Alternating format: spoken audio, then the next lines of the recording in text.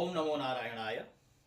श्री विष्णु पुराण की भाव यात्रा प्रथम अंश के 18वें अध्याय तक आ पहुंची है। इसमें 46 श्लोक हैं और इस अध्याय में प्रहलाद को मारने के लिए विष शस्त्र और अग्नि आदि का प्रयोग एवं प्रहलाद कृत भागवत स्तुति का वर्णन किया गया है। पराशर जी कहते हैं कि उनकी ऐसी चेष्टा देख दैत्यों ने दैत्यराज हिरण्यकशिपु से डर कर उससे सारा वृतांत कह सुनाया और उसने भी तुरंत अपने रसोइयों को बुलाकर कहा। हिरण्यकशिपु कहता है, अरे सूदगण, मेरा यह दुष्ट और दुर्मति पुत्र औरों को भी कुमार्ग का उपदेश देता है, अतः तुम शीघ्र ही इसे मार डालो। तुम उसे उसके बिना जाने समस्त खाद्य पदार्थों में हलाहल विष मिला करके दो और किसी प्रकार का सोच विचार न कर उस पापी को मार डालो। पराशर जी कहते हैं, तब उन रसोइयों ने महात्मा प्रहलाद को जैसे कि उनके पिता ने आज्ञा दी थी उसी के अनुसार विष दे दिया है मैत्रेय।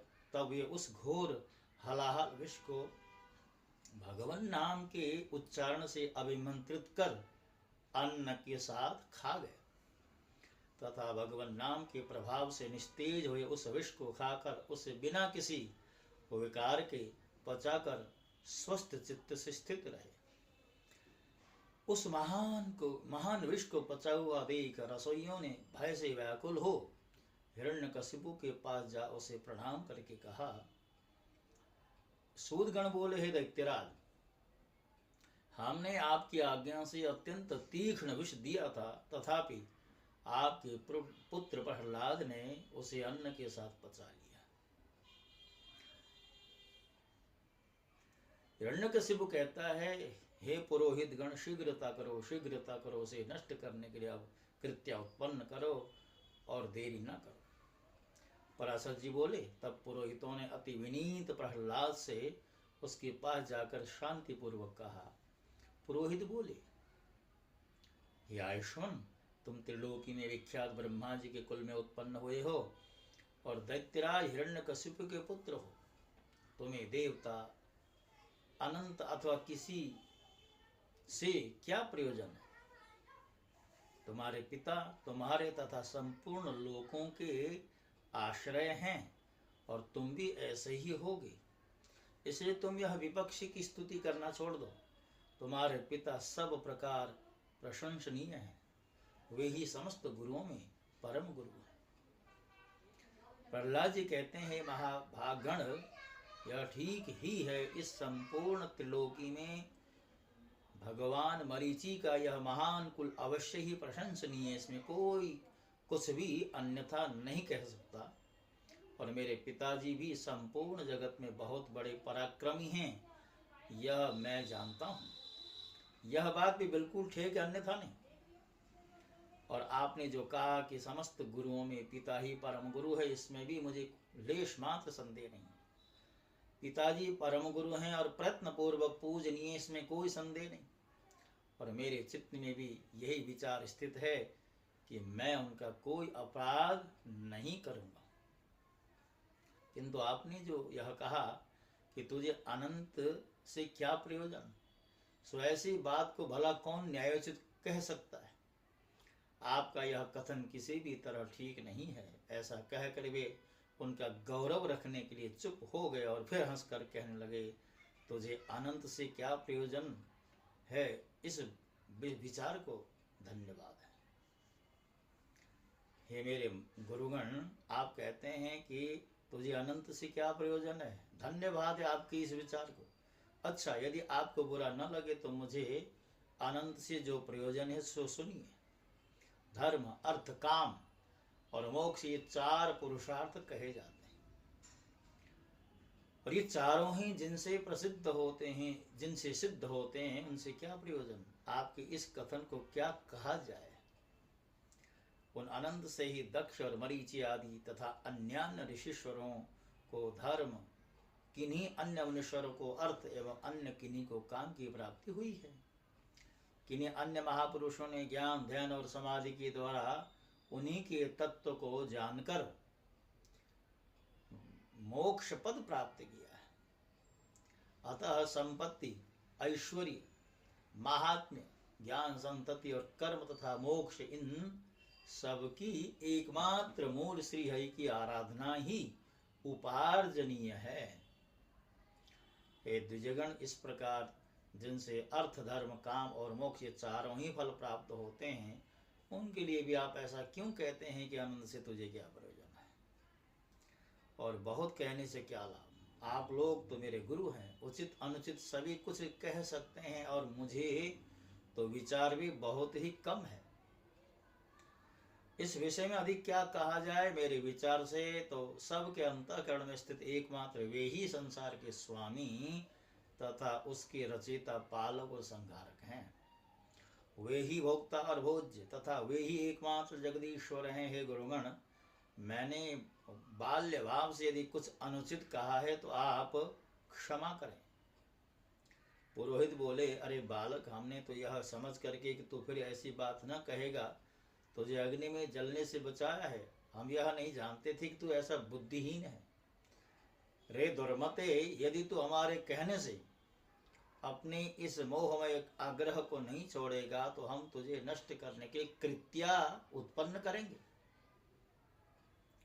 प्रहलाद जी बोले, कौन जीव किससे मारा जाता है और कौन किससे रक्षित होता है? शुभ और अशुभ आचरणों के द्वारा आत्मा स्वयं ही अपनी रक्षा और नाश करता है। कर्मों के कारण ही सब उत्पन्न होते हैं और कर्म ही उनकी शुभाशुभ गतियों का साधन है। इसलिए प्रयत्नपूर्वक शुभ कर्मों का ही आचरण करना चाहिए। पराशर जी कहते हैं कि उनके ऐसा कहने पर उन दैत्यराज के पुरोहितों ने क्रोधित होकर अग्निशिखा के समान प्रज्वलित शरीर वाली कृत्या उत्पन्न की। उस अति भयंकरी ने अपने पादाघात से पृथ्वी को कंपित करते हुए वहां प्रकट होकर बड़े क्रोध से प्रहलाद जी की छाती में त्रिशूल से प्रहार किया, किंतु उस बालक के वक्षस्थल में लगते ही वह तेजो में त्रिशूल टूट कर पृथ्वी पर गिर पड़ा और वहां गिरने से भी उसके सैकड़ों टुकड़े हो गए। जिस हृदय में निरंतर अक्षुण्ण भाव से श्री हरि भगवान विराजते हैं, उसमें लगने से तो वज्र की भी टूक टूक हो जाते हैं, त्रिशूल की तो बात ही क्या है। तो उन पापी पुरोहितों ने उस निष्पाप बालक पर कृत्या का प्रयोग किया था, इसलिए तुरंत ही उसने उन पर वार किया और स्वयं भी नष्ट हो गई। अपने गुरुओं को कृत्या द्वारा जलाए जाते देख महामति प्रहलाद, हे कृष्ण रक्षा करो, हे अनंत बचाओ, ऐसा कहते उनकी और दौड़ पड़े। प्रहलाद जी कहने लगे, हे सर्वव्यापी विश्वरूप विश्व सृष्टा जनार्दन, इन ब्राह्मणों की इस मंत्राग्नि रूप दुस्सह दुख से क्षमा करें। सर्वव्यापी जगत गुरु भगवान विष्णु सभी प्राणियों में व्याप्त हैं। इस सत्य के प्रभाव से ये पुरोहित गण जीवित हो जाए। यदि मैं सर्वव्यापी और अक्षय श्री विष्णु भगवान को अपने विपक्षियों में भी देखता हूं तो ये पुरोहित गण जीवित हो जाएं।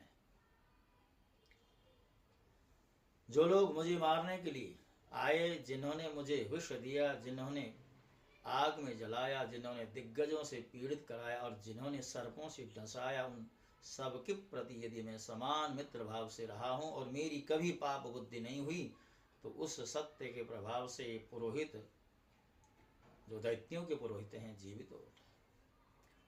पराशर जी कहते हैं, ऐसा कहकर उनके स्पर्श करते ही वे ब्राह्मण स्वस्थ होकर उठ बैठे और उस विनयावंत बालक से कहने लगे। पुरोहित बोले, हे वत्स, तू बड़ा श्रेष्ठ है, तू दीर्घायु, निर्द्वंद, बलवीर्य संपन्न तथा पुत्र पौत्र धन ऐश्वर्य आदि से संपन्न हो। पराशर जी बोले, हे महामुने, ऐसा कह पुरोहितों ने दैत्यराज हिरण्यकशिपु के परम पास जाकर के उसे सारा समाचार ज्यों का त्यों सुना दिया। अर्थात हिरण्यकशिपु के द्वारा जो आदेश मिला था पुरोहितों को कि कृत्या के माध्यम से प्रहलाद को समाप्त कर डालो, किंतु समर्थ नहीं हो सके। उल्टे ही कृत्या को समाप्त करने के बाद वह भगवान की जो शक्ति थी, जो प्रहलाद जी में विराजमान थी, उस शक्ति के कारण कृत्या के द्वारा जो प्रयोग किया गया था वो गुरुपुत्रों को ही नष्ट करने वाला सिद्ध हुआ। तो ये भगवान के भक्तों की महिमा होती है, भगवान की कृपा का दर्शन इसी तरह भगवान के भक्त किया करते हैं। तो बाकी का जो चरित्र है प्रहलाद जी का वो अगले अध्याय में आपके समक्ष रखा जाएगा। और जैसा कि आपको ज्ञान है कि मैं एक ही अध्याय की श्रृंखला आपके समक्ष प्रस्तुत करता हूँ, तो आज की श्रृंखला भी इसी 18वें अध्याय की पूर्णता के साथ पूर्ण हो रही है। जाते जाते आपसे एक निवेदन जो सर्वदा मैं किया करता हूँ, यदि आपने